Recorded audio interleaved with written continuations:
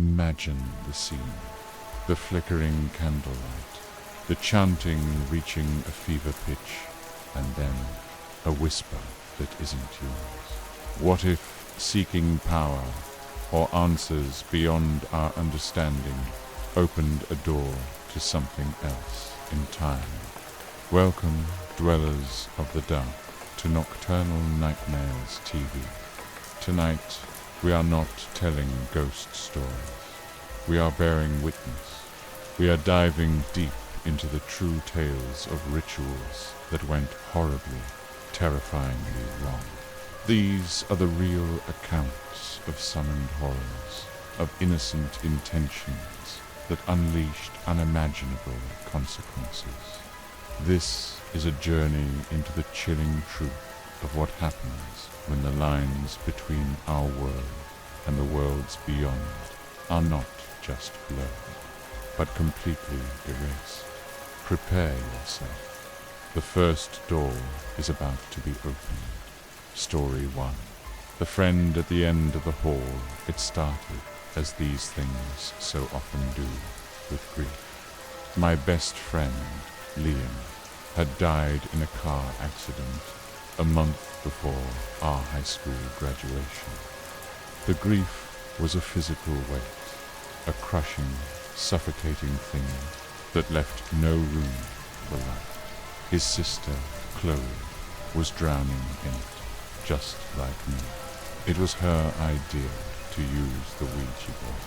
She found it in their attic, a dusty relic from the 70s. Her intention was pure, born of a desperate, childish need to hear his voice one last time, to know he was okay. I went along with it, not because I believed, but because I couldn't bear to see her hope die too. We set it up in her basement, a cold, concrete room that smelled of damp earth and lost things. We were foolish. We didn't follow any of the so-called rules. We didn't say goodbye. We just wanted to talk to Liam. We placed our hands on the planchette, and Chloe, her voice thick with unshed tears, whispered his name. Liam, are you here? Can you talk to us? For a long, silent moment, nothing happened. Then the planchette began to move, slow and shaky at first. Then, with a growing confidence, Liam, a wave of stunned, tearful relief, washed over us. It was him. We asked him questions only he would know.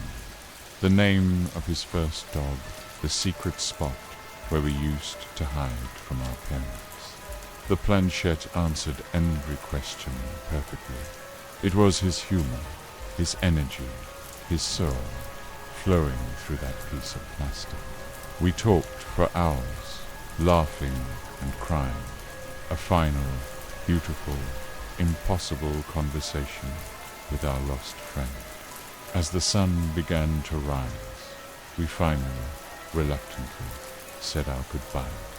But when we tried to move the planchette to goodbye, it resisted.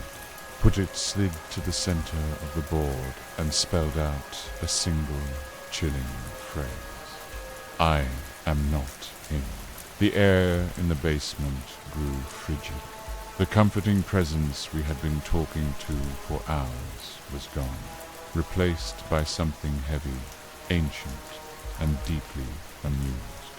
We ripped our hands away from the board as if it were on fire. But before we could react, the planchette moved on its own, gliding across the board with a smooth, predatory grace. I will be your friend now. We ran from that basement and never went back. Chloe's dad smashed the board with an axe and burned the pieces. We tried to convince ourselves it was just our grief playing tricks on us, that we had been subconsciously moving the planchette all along. But the phenomena had just begun. We hadn't just made contact. We had given something a a key to Chloe's house and to our lives. It started subtly, footsteps in the empty upstairs hallway, doors creaking open on their own, the feeling of being watched, a constant, oppressive weight that settled over the house. Chloe started having nightmares. She'd wake up screaming, saying that a tall, thin man with no face had been standing in her room, just watching her. Then it started to use Liam's voice. We would hear him, a perfect, crystal clear echo, calling Chloe's name from an empty room. Chloe Bear, it would whisper, using his old, private nickname for her. A sound that was both a comfort and a deep, psychological violation. It was a campaign of terror, using our most cherished memories as its weapon. The entity, the thing that now called itself our friend, grew bolder. It started to move things, not in a violent, poltergeist way, but with a quiet, deliberate, and deeply personal malice. Liam's graduation photo would be found turned to face the wall. A mix CD he had made for Chloe would be found snapped in two. It wasn't just haunting the house. It was systematically erasing the memory of the person it had impersonated, clearing the space for itself. I was there the night it finally showed itself. Chloe's parents were out of town, and she was too terrified to be alone. We were huddled in the living room, every light in the house on movie. We weren't watching, playing on the TV. Around midnight, we heard a sound from the top of the stairs, a slow, rhythmic thump, thump, thump. We both looked up. Standing at the top of the staircase, silhouetted against the dim light of the hallway, was a figure. It was impossibly tall and thin, its limbs long and angular, like a spider's. It didn't have a face, just a smooth, pale, blank expanse of skin, where its features should have been, and it was holding something. Liam's old, battered baseball bat. It lifted the bat and brought it down on the top step with a loud, final thump. It began to descend the stairs, its movements slow, jerky, and utterly unnatural. It wasn't walking, it was flowing, a creature of shadow and wrong angles. We were frozen, paralyzed by a terror so profound it felt like it was stopping our hearts. It reached the bottom of the stairs and stood there in the entrance to the living room, a silent, faceless horror. It opened a mouth that hadn't been there a second before, a wide, lipless slit that tore across its blank face.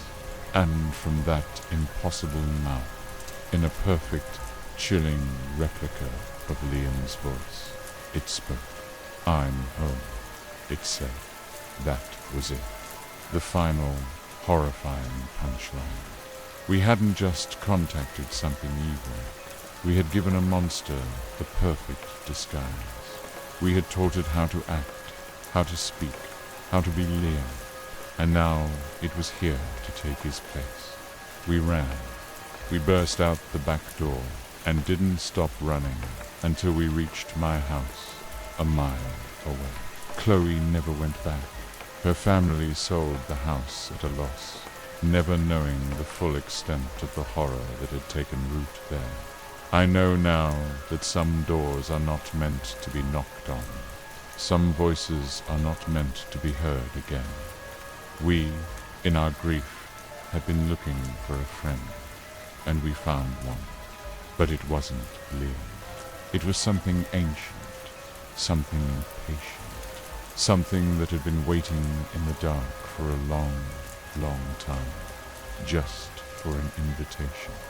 And I know, with chilling certainty, that it's still out there, at the end of a long, dark hallway, wearing my best friend's voice and patiently waiting for someone else to come home.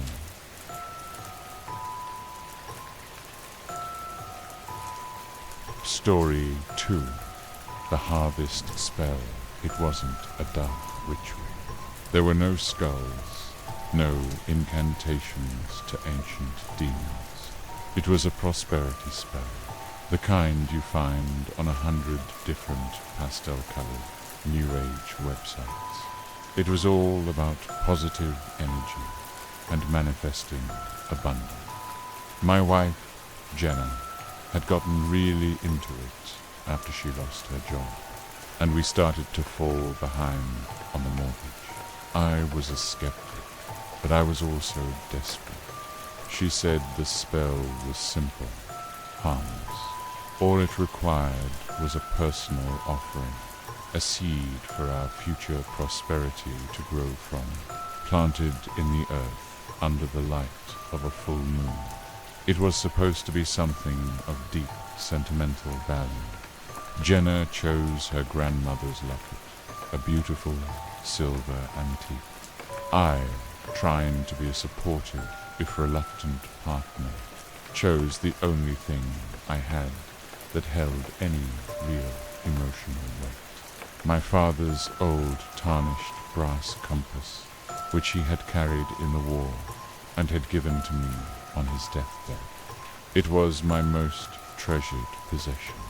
That night, under a brilliant, cold, full moon, we went to the small, overgrown garden behind our house. We dug a small hole, placed the locket and the compass inside, and whispered the simple, hopeful words of the spell. We filled the hole, and that was it. It felt a little silly, a little desperate, but harmless. The next morning, the first blessing arrived. It was a letter from the bank, due to a clerical error in our favor. Our mortgage payments had been overcalculated for years. We were being issued a refund, a check for a sum of money so large it was life-changing. It was enough to pay off the house entirely, with plenty left over. We were stunned, ecstatic. It had worked. The spell had worked. We laughed, we cried, we celebrated. We had planted a seed of prosperity, and we had received a bountiful harvest. We were so blinded by our good fortune that we did unsee the true price we were about to pay. The curse, the cost of our newfound wealth, began to manifest a week later. It started with me. I was driving to a job interview, a new, exciting opportunity that had fallen into my lap. I was using my phone's GPS, but I kept taking wrong turns.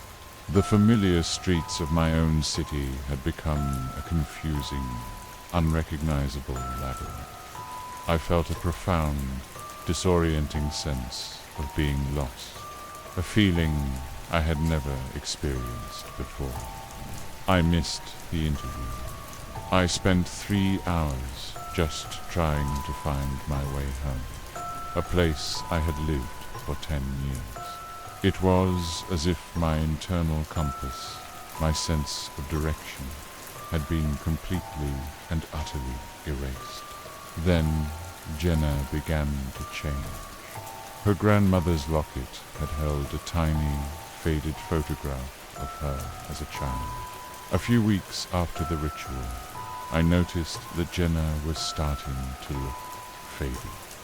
The vibrant, warm memories she had of her childhood were becoming blurry, indistinct.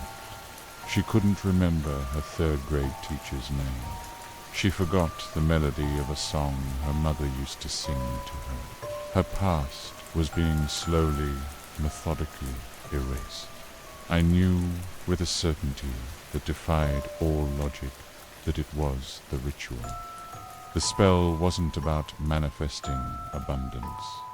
It was a trade, a deeply cruelly literal exchange. The offering we had planted was not a seed, it was a payment, and the entity, the ancient, earth-bound thing we had made a deal with, was a cosmic pawnbroker with a twisted sense of irony.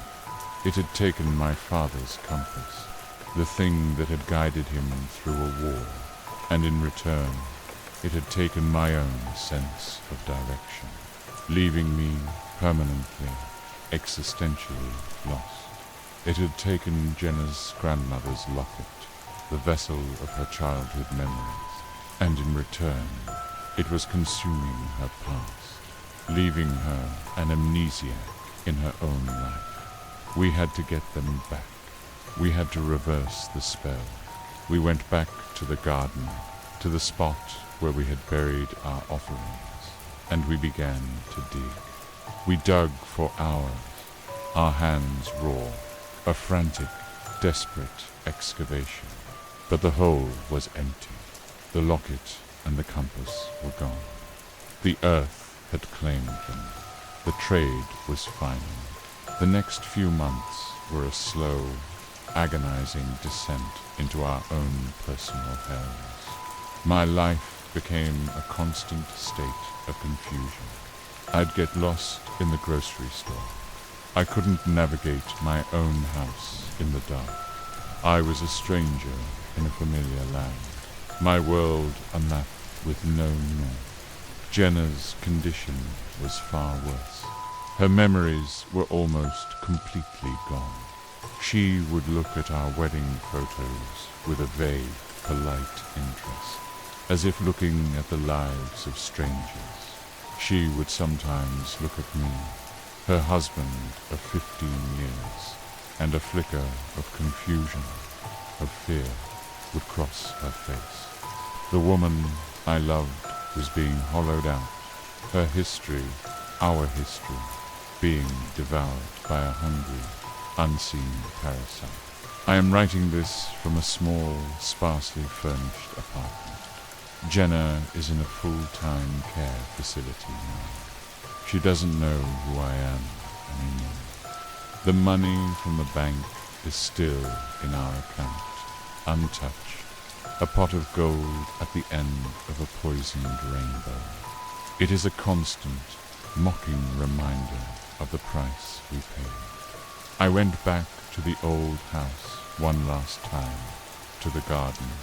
The spot where we had performed the ritual was now a patch of barren, dead earth where nothing would grow. But in the center of the patch, a single, strange, pale white flower was blooming. It had a beautiful, silver, locket-shaped petal, and at its heart, a single, brass-colored stamen, shaped like a compass needle that spun slowly, endlessly, pointing to no fixed direction.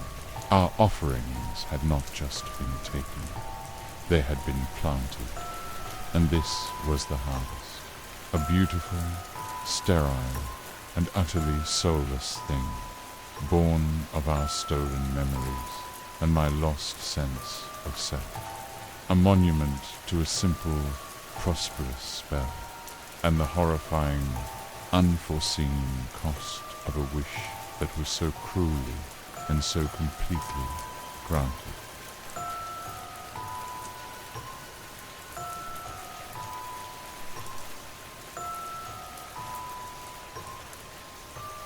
Story 3.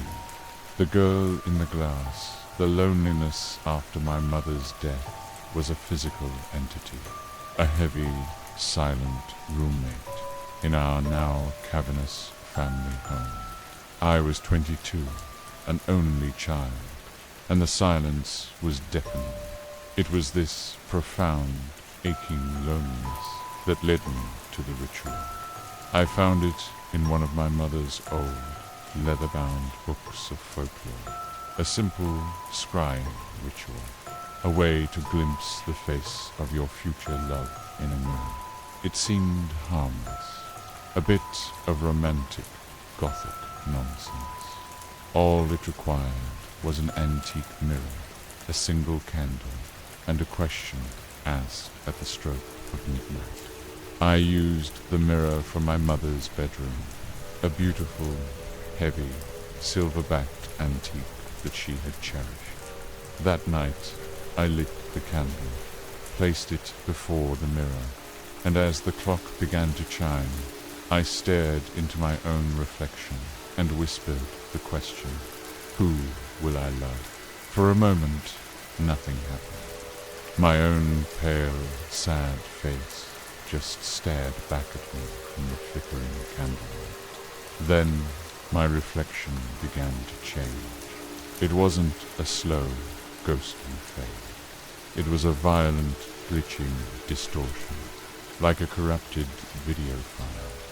My features blurred, shifted, and then resolved into a new face.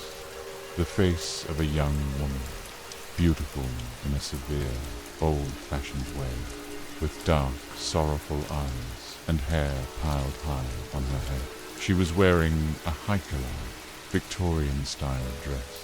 She stared out at me from the mirror, her expression one of profound, heartbreaking sadness, and then she was gone.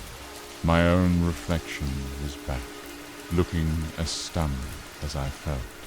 I was shaken, but a part of me was thrilled. It had worked. I had seen a face, a ghost, a spirit, or just a trick of the light, and a grieving, suggestible mind. I didn't know, but I was no longer alone. That night, my dreams were haunted by her, the girl in the glass. I dreamed I was in a dark, unfamiliar house, a place of gas lamps and heavy velvet curtains, and she was there, her sad, dark eyes following me from room to room. I woke up with a feeling of profound, inexplicable dread. The night terrors became a nightly occurrence. Every night I would dream of that same dark Victorian house, and every night she would be there. But she was no longer just watching me. She was trying to communicate. She would point to things: a locked door, a stained patch on the wallpaper, a loose floorboard, but I could never understand. I would always wake up, my heart pounding, a single, frustrating clue just beyond my grasp. The ritual had not shown me a future life. It had opened a door. It had forged a connection to attract desperate spirit. And she was now using my dreams as her only form of communication. The house I was dreaming of, I realized, was her prison, and she wanted me to find the key. The waking world began to blur with the dream world. I would see her, a fleeting, translucent figure in the reflection of a window as I walked down the street. I would hear her faint, sorrowful sighs in the silence of my own home. I was becoming haunted, a conduit for a grief that was not my own. My loneliness had been replaced by a constant, terrifying companionship. I knew I had to break the connection. I had to end the ritual. I took the antique mirror, the source of my torment, and I covered it with a heavy black cloth. That night, for the first time in weeks, I didn't dream of the dark house. I dreamed of her. She was standing in a black, empty void, and she was screaming, a silent, agonized scream of pure, desperate rage. Her beautiful, sad face was twisted into a mask of utter hatred, and her eyes, her dark, sorrowful eyes, were no longer sad. They were burning with a cold, malevolent fire. I had not been helping attract spirit. I had been her only window, her only connection to a world she desperately wanted to touch. And I had just boarded it up. I woke up, my body rigid with a fear that was new and far more profound. I had made her angry. The house was cold, a deep, unnatural chill that had nothing to do with the weather. I went to the living room, where I had left the covered mirror. The black cloth was lying in a heap on the floor. I looked at the mirror. It was no longer a clear, reflective surface. It was a swirling, inky blackness, like a pool of dark, viscous oil. And from the center of this blackness, a hand was emerging. A pale, long-fingered, and very solid hand. It was pushing against the glass, not from the other side, but from within the glass itself. The mirror's surface stretching and distorting around it like a sheet of rubber. She was coming through. She was breaking out of her prison, and she was coming into mine. I did the only thing I could think of. I grabbed the heaviest object I could find, a Castron fireplace poker, and I smashed it. I swung with all my might. The antique silver-backed glass erupted in a starburst of 1,000 sharp, glittering shards. The hand, the blackness, all of it vanished. The room was just a room again. The air was warm. The presence was gone. I had done it. I had broken the mirror. I had broken the curse. I spent the next hour sweeping up the glittering fragments, my hands shaking with relief. As I was dumping the last of the shards into a heavy-duty trash bag, a piece of the silver backing, about the size of my palm, caught my eye. It was a piece from the very center of the mirror, and etched into the back of it, in a small, spidery, 19th century script, was a single, terrifying sentence. It was not a maker's mark. It was a warning. Beware. Beware what you ask of this glass, for what you see is not a reflection. It is an invitation. And she has been so very lonely for so very long. I finished cleaning, a new, deeper chill settling into my bones. That night I went to bed, exhausted, but finally, blessedly at peace. I fell into a deep, dreamless sleep. I awoke in the middle of the night, but I wasn't in my bed. I was standing. I was in a dark, unfamiliar room, a place of gas lamps and heavy velvet curtains. The air was thick with the smell of dust and decay. And standing in front of me, where the mirror used to be, was a young woman with dark, sorrowful eyes, a triumphant, cruel smile on her face, and she was wearing my pajamas. I looked down at my own hands. They were pale, translucent, shimmering. I tried to scream, but no sound came out. I was a ghost. I had not broken her out of her prison. We had switched places.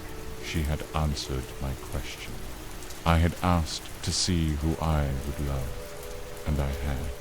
I had seen her. And in seeing her, I had invited her in to my life, to my home, to my body, and she had left me here, in the cold, dark, silent prison of her own world, to take my place in the warm, bright living room. And I know that I will be here, in this house, forever, a silent, sorrowful ghost, waiting for someone, anyone, to make the same mistake I did, and to ask the wrong question to the wrong mirror.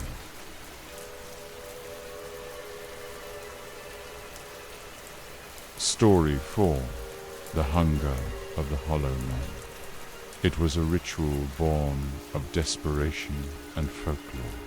a last-ditch effort to save our small, isolated Appalachian community from a blight that was killing our crops and starving our livestock.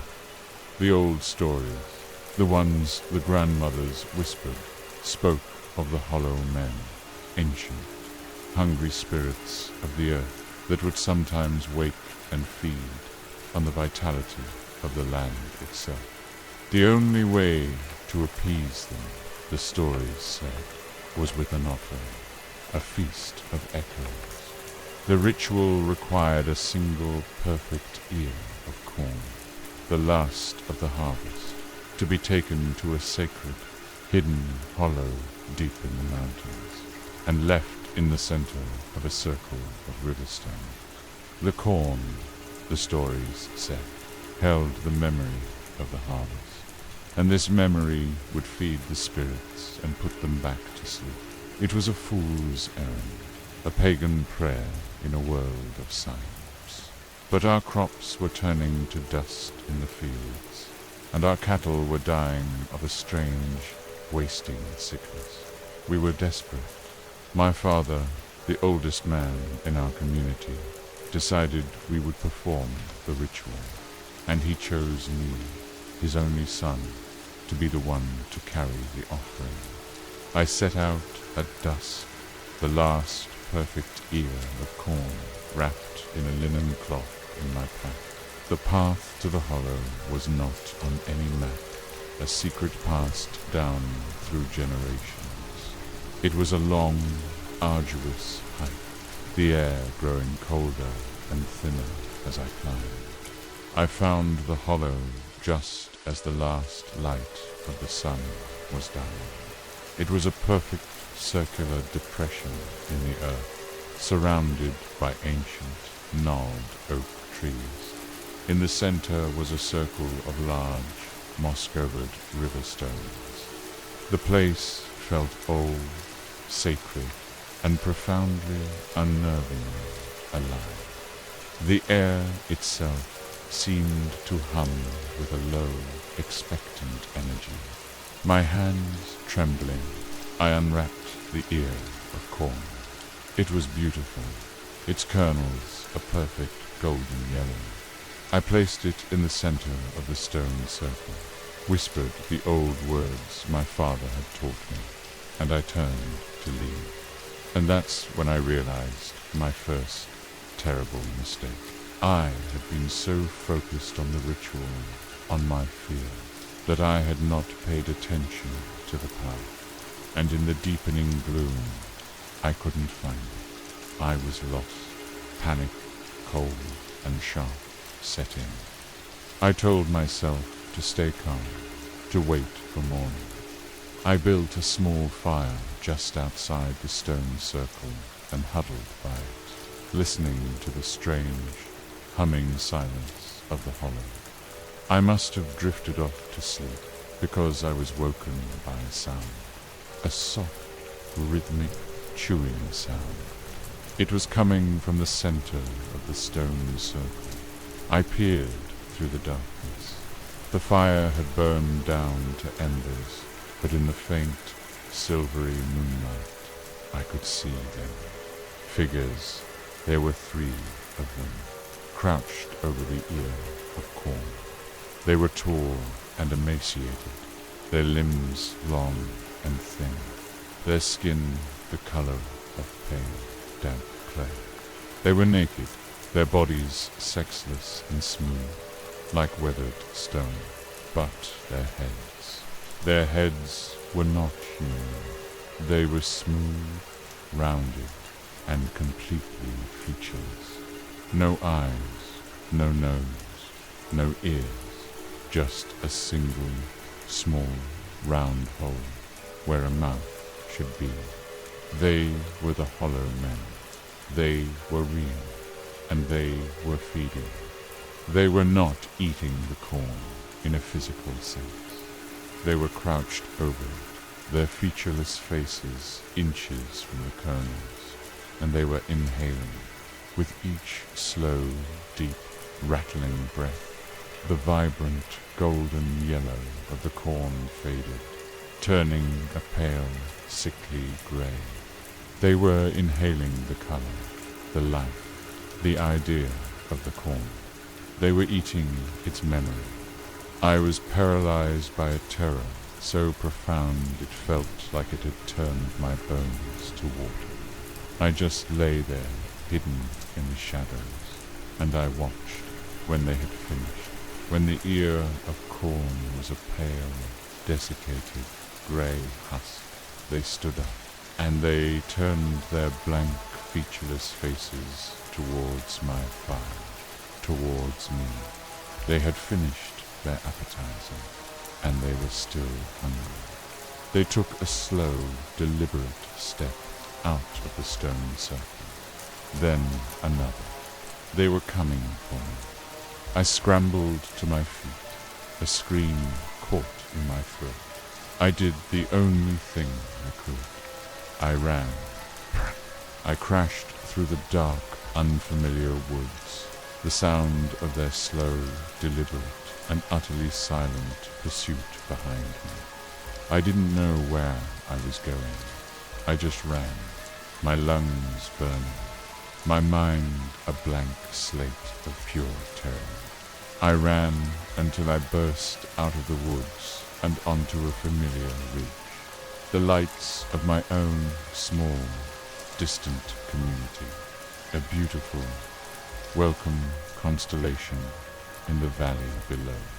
I had escaped. I stumbled home, a babbling, incoherent wreck, and I told my father what I had seen. He listened, his face a grim, stony mask, and then he told me the part of the story he had left out, the part that was only told to the elders. The Feast of Echoes was not just an offering, it was a substitution, a trade. The ritual was not meant to put the spirits to sleep. It was meant to distract them, to give them a small, pale memory to feed on, so they would not seek out a larger, more vibrant one. And the person who carried the offering, the person who entered their sacred, hungry space, was the real offering. The corn was just the appetizer. I was meant to be the main course. I was supposed to have been consumed, my memories, my life force, my very essence inhaled by the hungry, hollow things. A single, tragic sacrifice to save the community. But I had run. I had broken the ritual. I had refused to pay the price. A week later, our crops began to thrive again. The wasting sickness in our livestock vanished. The land was healed. My father said the spirits were sated, but I knew the truth. They had not been fed the memory of the corn. They had not been fed the memory of me. They had followed me out of the hollow, and they had found a much larger, much more satisfying feast. I am the only one left. My community, my family, my friends, they are all gone, not dead, worse. They are hollow. They walk, they talk, they go about their daily routines, but their eyes are empty. Their laughter is a silent, hollow echo.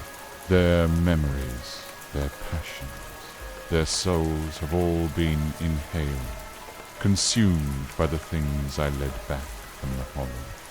I live now in a town of ghosts, a silent, grey community of the walking dead, and at night I see them, the hollow men. They stand in the fields, under the moon, their pale, featureless faces turned towards my house, their small, round mouths open, as if in a silent, eternal song. They are not hunting me, they are thanking me. I did not just save myself. I brought them a feast that will last them a very, very long time. And I am left with the one, single, vibrant memory in this entire hollowed-out world. The memory of my own unforgivable failure.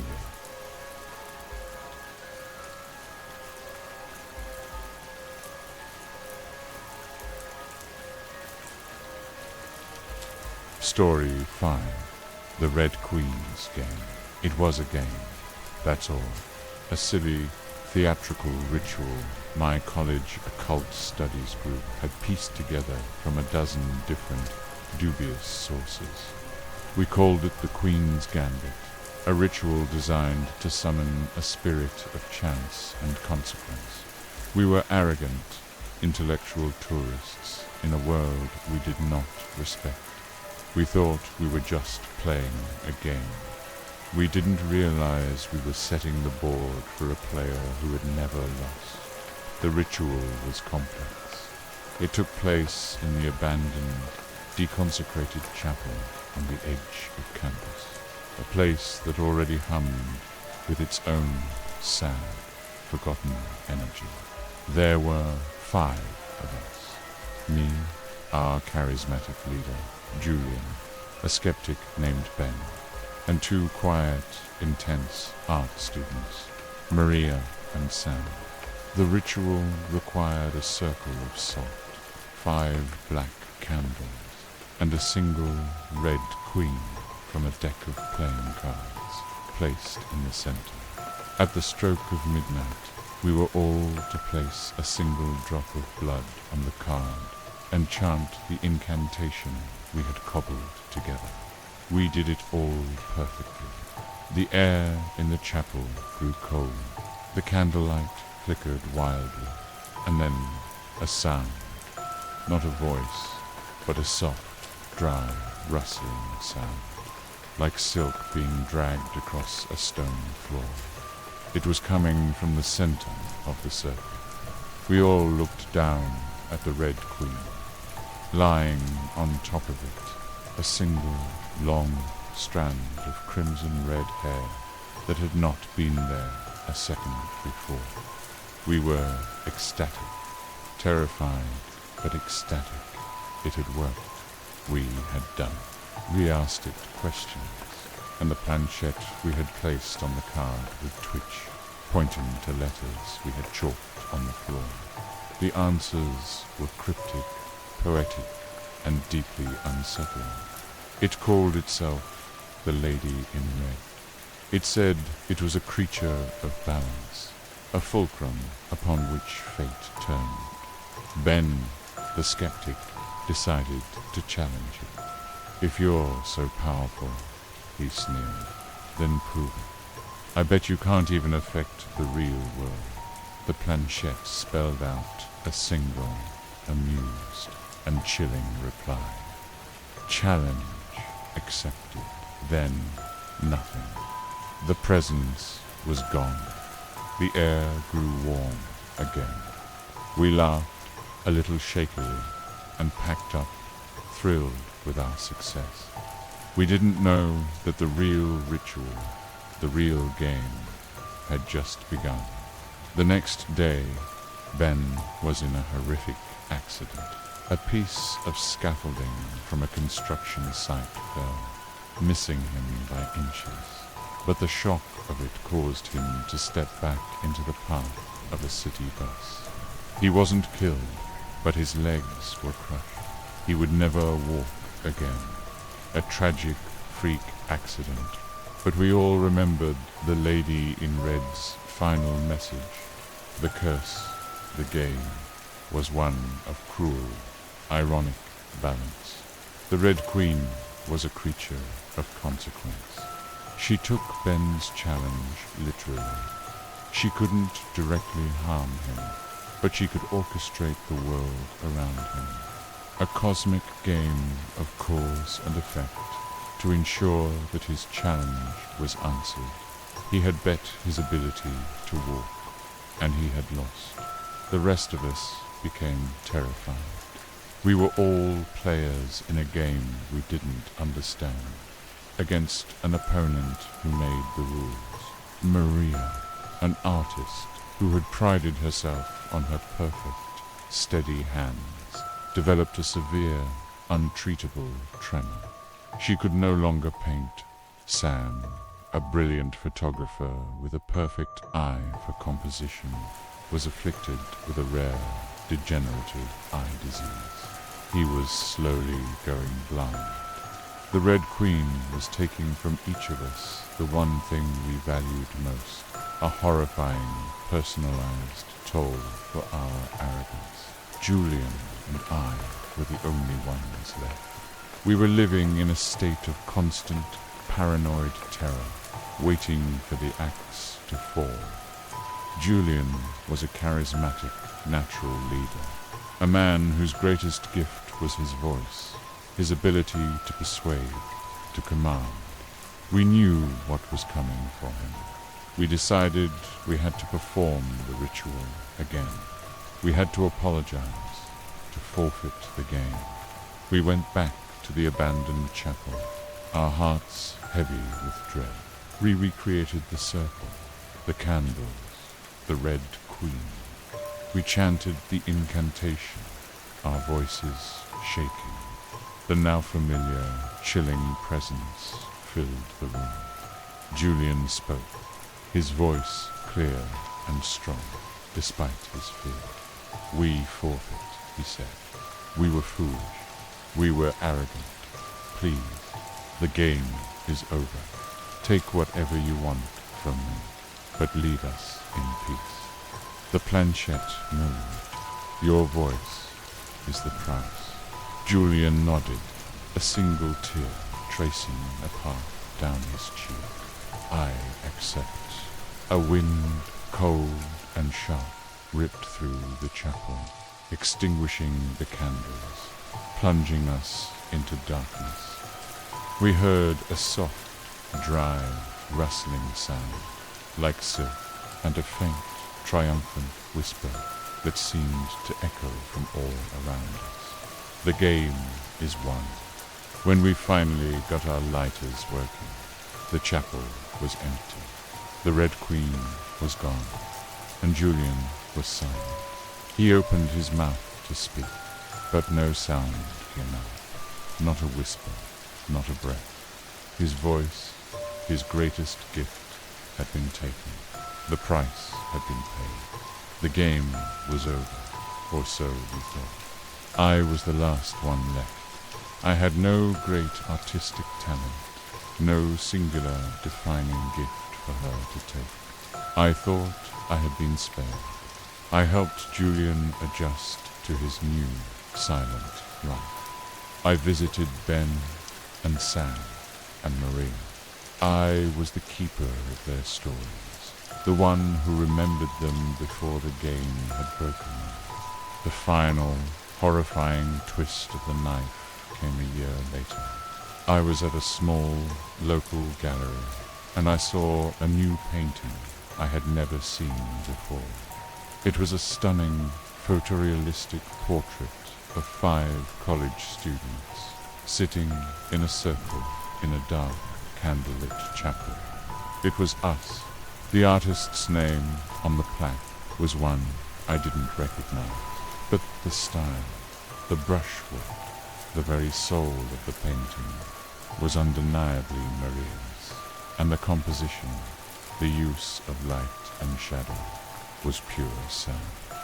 I went to the library and looked up old newspapers, and I found it. An article about a tragic bus accident that had killed a young man named Ben. An obituary for a beautiful, talented artist named Maria, who had died of a sudden, aggressive illness. I found them all. They were all dead. They had all died on the night of their accident. The Red Queen hadn't just taken their gifts. She had taken their lives, and she had taken them from my memory. Julian, who could no longer speak, couldn't tell me I was wrong. The game had not been a series of cruel injuries. It had been a series of slow, deliberate murders. And I, the one with no great talent, had been left alive for a reason. My price was not a gift. It was my memory. It was my sanity. I was left as the sole, unreliable witness, the one who remembered a version of events that had never happened. I was the final, cruelest move in her game, the one who was left to tell the story, and the one who no one would ever believe.